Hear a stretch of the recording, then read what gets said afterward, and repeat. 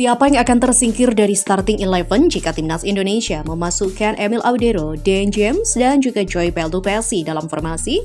Wah, keren nih, bocoran jersey kiper timnas Indonesia hebohkan Amerika. Ya elah, Malaysia lagi berulah ya. PSSI sedang dalam proses menaturalisasi 3 pemain yang memiliki garis keturunan untuk bergabung dengan timnas Indonesia. Ketiga pemain itu adalah Emil Audero yang berperan sebagai penjaga gawang, Dan James yang berposisi sebagai bek kiri, dan Joy Peldu-Pessi yang memainkan peran sebagai gelandang bertahan. Dengan bergabungnya ketiga pemain itu, bagaimana kira-kira formasi timnas Indonesia? Emil Audero diperkirakan akan menjadi pilihan utama sebagai penjaga gawang, menggantikan posisi yang sebelumnya diisi oleh Martin Paes. Emil Audero sudah pasti akan menjadi kiper tim berjulukan Garuda itu menggeser Martin Paes.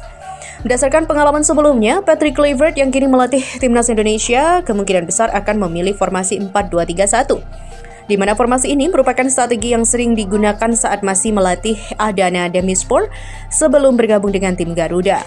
Barisan pertahanan dan tengah, 4 pemain yang berpotensi mengisi posisi di lini pertahanan antara lain Kevin Dick, Jay Itzes, Messi Hilgers, dan juga Calvin Verdong. Di lini tengah, Tom Hai dan Joy Peldu-Pessi akan berperan sebagai double pivot, di mana posisi gelandang serang bisa ditempati oleh Ragnar Oratmangun, Marcelino Ferdinand, dan juga Dan James. Di mana Dan James sebenarnya berposisi sama seperti Calvin Verdong sebagai fullback kiri. Namun akan sangat disayangkan jika salah satu dari mereka harus tersingkir dari 11 pemain utama. Oleh karena itu, Dan James dapat ditempatkan sebagai gelandang sayap kiri. Dan menurut data dari Transfer Market, pemain berusia 24 tahun ini sudah 9 kali bermain di posisi itu, termasuk 1 kali di musim ini saat membela Go Ahead Eagles di Eredivisie. Di lini depan, Oli Romeni akan menjadi striker baru bagi timnas Indonesia. Di sisi lain, selain Martin Paes, sejumlah pemain lain dari timnas Indonesia seperti Rafael Struijk, Ivar Jenel, dan juga Nathan Joaon juga menghadapi resiko kehilangan posisi utama mereka. Yaitulah perkiraan dari starting 11 untuk timnas Garuda jika Emil Audero masuk ke dalam timnas. Dan berita selanjutnya nih Sobat Kamus Bola, setiap pertempuran butuh sebuah baju masing-masing yang sesuai dengan kondisi ya. Sama halnya dengan timnas Indonesia yang makin kesini kok makin memantapkan diri dengan jersey yang disebut-sebut punya aura World Cup. Hampir semua jersey buatan Airspo kali ini menjadi primadona masing-masing. Banyak yang lebih suka versi home, away, maupun kini yang mencuri perhatian datang dari jersey kiper. Dan bikin salfok memang bocoran-bocorannya karena ada sedikit bocoran warna lain nih selain hitam. Setelah tim Photoshop Airspo telah sampai di Amerika untuk melakukan sesi pemotretan bersama Martin Paes, kiper utama timnas Indonesia menjadi satu-satunya role model yang dihampiri sampai ke negeri Paman Sam secara khusus demi bisa launching di waktu dekat. Emil Audero sebagai kiper yang sedang diproses masih belum termasuk. Sementara itu di belahan dunia lain ada Malaysia yang baru-baru ini juga ikut mengumumkan striker keturunan asal Belanda yang sudah mulai diproses. Namun yang bikin geram, mereka mulai pamer-pamer dengan membandingkan Romeni dan juga Rafael Struijk yang mana jelas-jelas secara umur berbeda jauh. Dan pada akhirnya tertampar fakta oleh komentar warga Plus 62, bahkan media Malaysia sampai menutup kolom komentar. Lantas fakta apa yang dimaksud dan bagaimana pandangan kolektor jersey asing melihat jersey timnas Indonesia? Ya, berikut ini jawabannya. Tugas Airspo untuk mengumumkan jersey baru timnas Indonesia masih belum kelar. Karena jersey kiper masih menjadi rahasia karena belum diumumkan secara publik. Dalam waktu dekat, jersey kiper akan lebih dulu diprioritaskan. Salah satu upayanya melakukan sesi pemotretan dengan kiper utama Martin Paes, yang mana hal ini bisa dibilang lumayan effort. Karena diperkirakan durasi total penerbangan menuju Dallas sebagai markas dari klub Paes biasanya harus menempuh waktu sekitar antara 20 hingga 34 jam. Tergantung pada maskapai, rute, dan lama waktu transit. Dan CEO Airspo Muhammad Sadat sudah memastikan semua akan sesuai jadwal. Ia bersama tim Airspo saat ini sudah sampai di FC Dallas.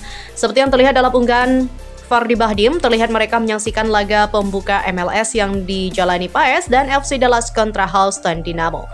Ya, pada laga itu, Martin Paes bermain cukup spesial mengawal gawang FC Dallas. Ia berhasil mengantarkan timnya meraih kemenangan pada laga pembuka Liga Amerika dengan skor 2-1 yang hanya kebobolan 1 gol dari 3 shot on target membuat Bang Paes bermain lumayan santai dengan 2 penyelamatan. Dan tak seperti biasanya nih, Sobat Kamus Bola yang selalu digempur habis-habisan oleh lawan, hasil ini membuat FC Dallas meraih 3 poin penuh dan berada di peringkat 3 klasemen sementara MLS Zona Barat. Nah, setelah laga inilah diketahui akan ada waktu ruang. Jadwal FC Dallas kembali bermain masih lama, sekitar semingguan lagi atau awal Maret. Erspo menetapkan jadwal keberangkatan juga sudah diperhitungkan matang-matang. Baru pada 10 Maret disebut akan di-launching ke publik dan hanya Paes satu-satunya kiper abroad yang menjadi model karena Emil masih baru diumumkan menjadi kiper lain yang akan membela Garuda. Jadi yang sedang sibuk. Apalagi ia juga sedang fokus mencari menit bermain bersama Palermo. Namun meski hanya satu kiper timnas, masih ada model-model lain dari Erspo sendiri. Seperti yang dulu sudah bocor, ada foto jersey real berwarna hitam yang dipakai. Dan bocoran terbaru lagi menyebut jika jersey kiper satunya berwarna kuning terang seperti jersey negara tetangga alias Malaysia. Jersey timnas sampai Eropa dan dikasih rating hampir sempurna, di mana jersey timnas sepertinya masih belum berhenti dipromosikan di berbagai belahan dunia. Salah satunya dilakukan oleh kreator Ganindra Bimo yang berkunjung ke toko jersey terkemuka di Eropa yang banyak dikunjungi kolektor. Classic Football Shirt di London menjadi tujuan kunjungan Bimo sembari mengenakan jersey timnas versi home. Ya diketahui memang punya banyak kenalan karena juga seorang kolektor penggila jersey, sehingga kedatangan Bimo ke toko itu mendapat sambutan. Tak lupa ia sempat meminta penilaian dari para kolektor jersey di sana mengenai jersey timnas. Dan setelah dilihat-lihat dan menyukai, terutama yang dipuji logonya. Orang itu memberikan nilai hampir sempurna sekitar 9/10. Bahkan ia sempat menyebut 10, tapi kembali lagi semua nggak ada yang sempurna ya. Selain itu, Bimo juga sempat nanya ke orang lain dan juga sama pendapatnya ratingnya 9/10 untuk jersey warna merah itu. Tentu saja, ini membuktikan desainnya yang kali ini memang benar-benar disukai secara overall oleh semua kalangan. Termasuk dari negara tetangga, Malaysia, yang suka saling sindir yang juga suka, iya kan? Media Malaysia juga mulai berbuat ulah lagi nih. Ngomong-ngomong, Malaysia ternyata mereka juga tak mau ketinggalan nih melihat timnas meresmikan pemain keturunan baru. Di mana FAM juga ikutan memperkenalkan diaspora asal Belanda bernama Ferdy Drift. Ia berposisi sebagai striker dan terakhir kali berkarir di PEC Zwolle bersama Eliano Reinders. Pihak Federasi Harimau Malaya sudah mengkonfirmasi akan kedatangan bomber baru lini depan. Ferdy Drift disebut sudah memenuhi syarat secara garis keturunan juga secara berkas-berkas.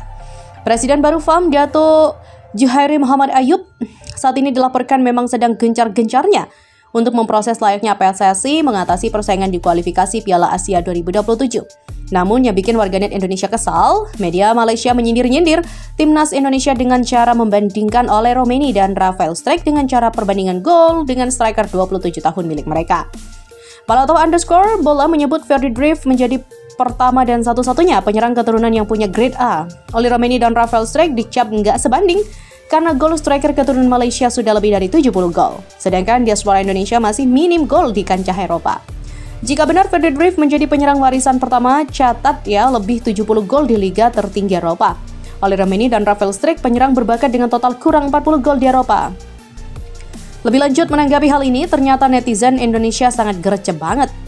Warga Plus 62 langsung menemukan celah kekurangan Ferdy Drift sebagai striker matang, tapi kok dibandingkan sama pemain muda. Dan yang paling jadi sorotan, ternyata Ferdy Drift sekarang sedang tak mempunyai klub setelah kontraknya tidak diperpanjang pada 5 Februari 2025 oleh PEC Zwolle. Dan terlepas dari apapun, jika tetangga yang mulai duluan terkadang emang gimana gitu ya.